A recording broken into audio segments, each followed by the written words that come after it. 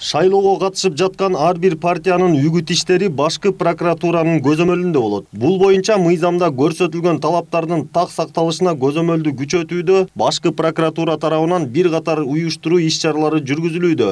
Буга ылайык облустук, шаардык жана райондук прокуратураларга да тийиштүү тапшырмалар коюлду. Шайлоого талапкер ар бир партиянын жүргүзүп жаткан үгүт иштери башкы прокуратура тарабынан катуу көзөмөлгө алынат. Андыктан башкы прокуратура бардык саясий партияларды шайлоонун тартибин бузбоого чакырат. Азыркы учурда прокурорлор тарабынан жалпыга маалымдоо каражаттарында жана интернет булактарында жайгаштырылган билдирүүлөргө жана жарыяларга мониторинг жүргүзүү, ошондой эле келип түшкөн арыздар жана кайрылууларды мыйзам талаптарына ылайык кароолор камсыз кылынууда.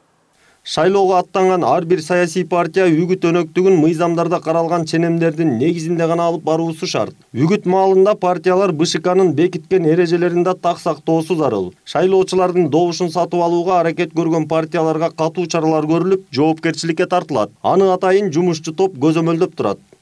Жарандардын добуштарын сатып алууну канчалык мыйзам менен тыюу салынган. Аларга көрүлүүчү чаралар азыр жаңы мыйзамдардын негизинде, жоруктар жөнүндө, бузуулар жөнүндө кодекстин негизинде чаралар көрүлөт жана кылмыш жаза кодексинде дагы 192 беренеде көрсөтүлгөн штрафтык санкциялар жана 2,5 жылга чейин эркинен ажыратуу санкциялары каралган.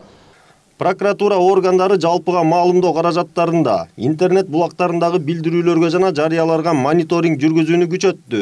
Бул шайлоо мыйзамдарында бузуулар жөнүндө келип түшкөн арыз даттанууларды ыкчам кароо үчүн түзүлдү. Бүгүнкү күндө көпчүлүк жарандар добушуңду сатпа, туура тандап келечек үчүн добуш бер деген ураанды бекем кармашат. Анткени өлкөнүн келечеги, өсүп өнүгүүсү ар бир кыргызстандык үчүн абдан маанилүү. Мен буга каршымын, конечно.